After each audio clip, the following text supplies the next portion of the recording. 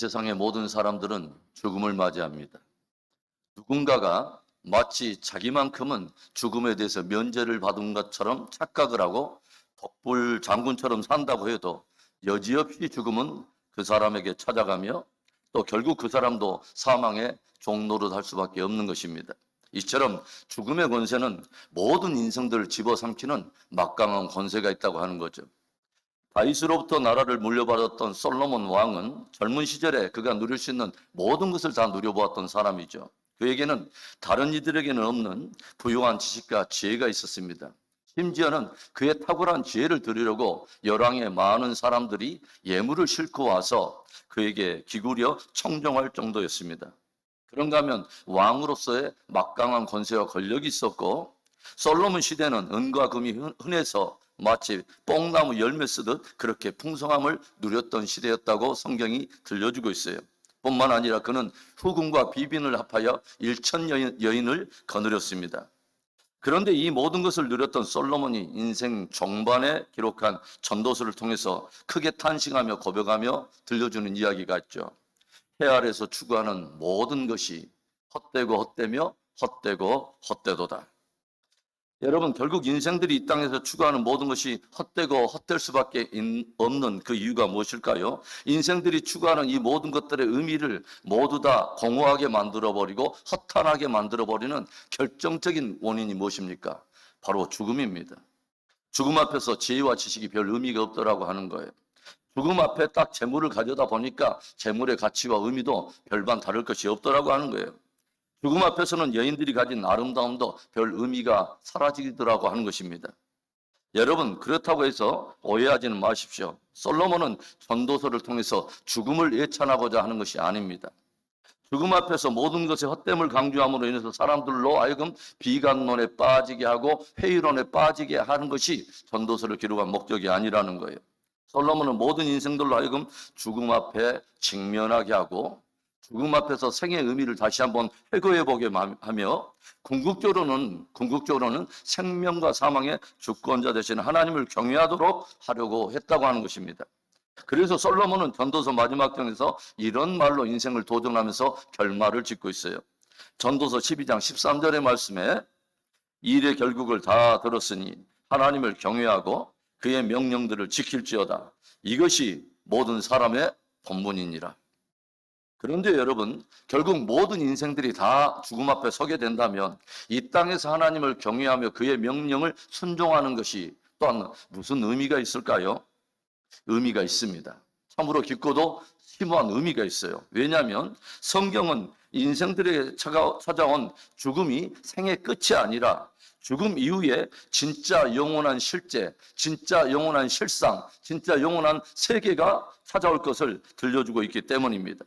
오늘 바울이 들려주고 있는 놀라운 복음이 뭐예요? 1절에 만일 땅에 있는 우리 장막집이 무너지면 하나님께서 지으신 집, 곧 손으로 지은 것이 아니요 하늘에 있는 영원한 집이 우리에게 있는 줄 아느니라.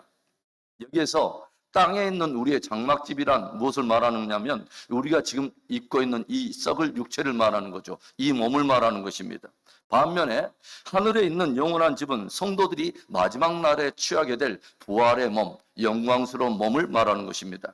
그러니까 바울은 이 땅에서 우리들이 죽어서 이때 이 몸을 벗게 되면 이제는 새로운 부활의 몸, 썩지 않을 영광스러운 몸을 입고 영원한 하나님의 나라에 들어가게 된다고 하는 것을 들려주고 있는 것입니다. 그렇다면 여러분, 오늘 바울이 이 말씀을 통해서 믿는 저와 여러분에게 도전하는 것이 뭐예요? 첫째로는 그 부활의 영광을 사모하는 자가 되라는 것입니다. 2절의 말씀을 보겠습니다. 참으로 우리가 여기 있어 탄식하며 하늘로부터 오는 우리 초소로 덧입기를 간절히 사모하노라. 여러분, 우리 믿음의 성도들의 구원이 완성되는 날은 주 예수 그리스도께서 이 땅에 오는 날에 저와 여러분이 부활을 우리가 취하게 되는 바로 그 날입니다. 우리 성도들이 이 땅에서 지킨 모든 믿음의 수고들과 주와 및 복음을 위해서 당했던 고난과 환난에 대해서 우리의 영광이 마침내 드러나는 날은 바로 부활의 때인 것입니다. 사도 바울이 우겨쌈을 당해도 낙심하지 않고 거꾸로뜨림을 당해도 무너지지 않고 믿음의 싸움을 다하고 달려갈 길을 다하고 끝까지 승리할 수 있었던 가장 강력한 동력은 바로 부활에 대한 믿음이었습니다. 그래서 바울은 우리 성도들에게 후패해가는 겉사람에게 주목하지 말고 이제 날로 새로워지고 정귀하게 되는 속사람의 영광을 보라라고 도전을 해요. 환난에 경한 것에만 집중하지 말고 장차 나타날 영광에 중한 것을 집중하고 보라는 것입니다. 그리고 이제 보이지 않는 영원한 것, 보이지 않는 영원한 그 실제와 실상에 소망을 두라고 사도 바울은 도전하고 있다고 하는 거죠.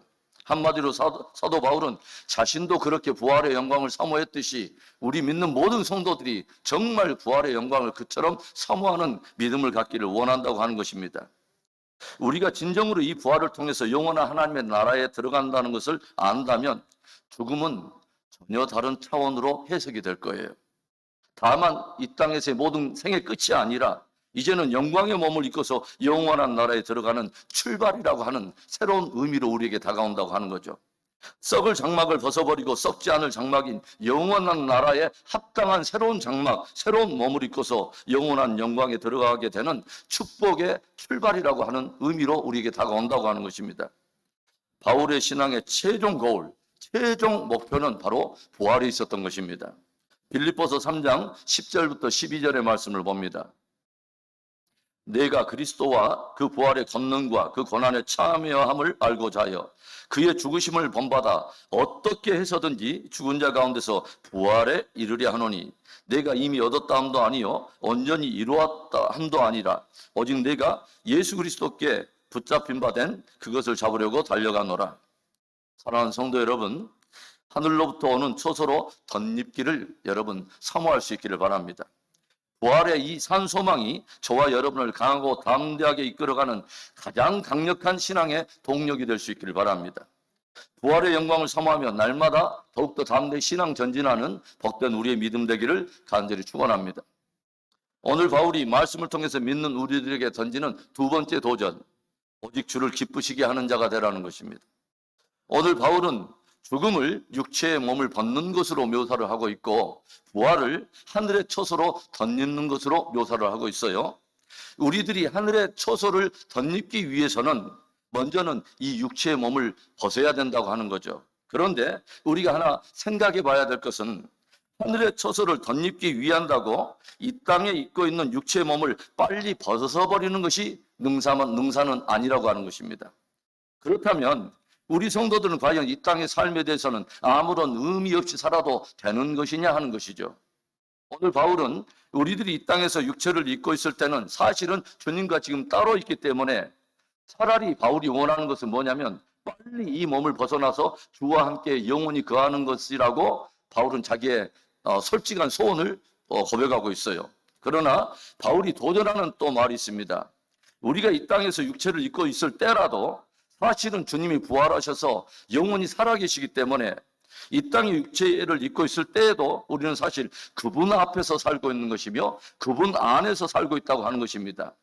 지금도 주님이 부활하셔서 살아계시기 때문에 우리가 육체를 입고 이 땅에 머물고 있거나 또는 부활하여 주님과 함께 영원히 살고 있다 할때라도 이것이 서로 다르지 않고 우리는 사실은 주 안에 살고 있고 주님 앞에서 살고 있다고 하는 것입니다. 그래서 우리는 이 땅에서 살 때도 보이지 않는 것을 마치 보는 것처럼 믿음으로 산다고 하는 것입니다. 그렇다면 우리가 이 땅에서 가진 믿음이 어떻게 드러나야 할까요? 9절에 보겠습니다. 그런즉 우리는 몸으로 있든지 떠나든지 주를 기쁘시게 하는 자가 되기를 힘쓰노라. 부활의 산 소망을 가지고 하늘에 있는 초소로 덧입기를 간절히 원하는 성도가 이 땅에서 가져야 될 믿음이 무엇이냐? 우리가 살든지 죽든지 사실은 주 앞에 있고 살든지 죽든지 사실은 주 안에 있기 때문에 오직 살든지 죽든지 주를 기쁘시게 하는 삶을 살아야 된다고 하는 것입니다. 그래서 바울이 들려주는 그의 신앙의 진수가 담겨있는 그 고백이 무엇입니까? 내가 살든지 죽든지 내 몸을 통해서 그리스도가 존귀케 되기를 원하노라. 사랑하는 여러분, 하늘의 초소를 덧입기를 원한다고 해서 이 땅에서 그저 허탄하게 살 수 없고 허송세월하며 수동적으로 살 수 없습니다. 우리는 이미 주 안에 살고 있기 때문입니다. 몸으로 있든지 떠나 있든지 오직 주를 기쁘시게 하는 복된 우리들의 믿음이 되기를 주의 이름으로 축원합니다.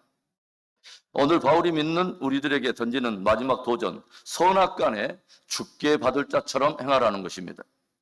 바울은 우리들이 육체를 입고 이 땅에서 사는 동안에도 더욱 주를 기쁘시게 하는 삶을 살아야 될 또 다른 이유 하나를 들려줍니다. 10절 마지막 말씀, 우리 한 목소리로 읽어봅니다. 이는 우리가 다 반드시 그리스도의 심판대 앞에 나타나게 되어 각각 선악간에 그 몸으로 행한 것을 따라 받으려 함이라. 진짜 부활의 소망을 가진 자, 진짜 하늘의 초소로 덧입기를 간절히 사모하는 자는 빨리 몸만 벗어나는 것이 능사가 아니라 선악간에 몸으로 행한 것을 주께 받을 자처럼 행하며 충성을 해야 된다고 하는 것입니다. 이 땅의 육체를 입고 있는 동안에 주님께로부터 받은 은사와 자원과 달란트를 최대한 활용해서 열심히 주를 기쁘시게 하는 삶을 살아서 진짜 그것에 대해서 주께 받을 자처럼 복된 것으로 심고 그렇게 복된 것으로 거두는 지혜가 있어야 된다고 하는 것입니다. 저와 여러분은 그날에 주님 앞에 무엇을 받게 될까요? 여러분은 주께 그날 무엇을 받고 싶으십니까? 그리고 그것을 생각하며 오늘 무엇을 심고 있습니까? 제가 종종 미국에 있는 어떤 연로한 분과 종종 이렇게 통화를 해요. 그런데 그분이 종종 저에게 하는 말이 그 말입니다. 목사님, 저는 빨리 은퇴하고요. 이제 좀 제가 마음껏 하고 싶은 것도 하면서 그렇게 좀 쉬고 싶어요. 그런데 제가 그 말을 들으면서 제 마음이 좀 어딘가 모르게 좀 꺼림직해요. 과연 우리의 신앙이 주님 앞에 서는 날까지 은퇴가 있는가? 우리의 신앙이 주님 앞에 선 날까지 은퇴가 있는가? 그리고 정말 주님 앞에 선 날이 가까워진다면 더욱더 그 나에게 남은 날수가 많지 않기 때문에 더 내 마음에 무엇인가, 육체는 노쇠해졌지만 우리가 할 수 있는 어떤 다른 것을 실력을 다해서 더 소중한 것들을 더 심고 준비해야 되지 않을까 하는 그런 생각이 들더라고 하는 거예요. 참으로 여러분을 축복합니다. 여러분, 하늘에 부유한 자가 되십시오. 영혼에 부유한 신앙이 될 수 있기를 바라요. 진짜 그리고 주님 앞에 큰 자가 될 수 있기를 바랍니다. 선악간에 주께 받을 자처럼 행하는 참 지혜가 있기를 주의 이름으로 축원합니다. 사랑하는 성도 여러분, 성도에게 죽음은 끝이 아닙니다. 이 땅의 육체를 벗어나 하늘의 초소를 힘입고서 진짜 영원한 실제로 들어가는 것입니다. 이것을 진실로 믿는 성도들에게 바울은 오늘 도전하고 있어요. 그렇다면 그 부활의 영광을 진실로 사모하는 자가 되라. 그리고 몸으로 떠나 있든지 함께 있든지 늘 주를 기쁘시게 하는 자가 되라. 그리고 그날에 그리스도의 심판대 앞에서 선악간에 주께 받을 자처럼 충성하고 그렇게 행하라 도전하고 있습니다. 기도합니다.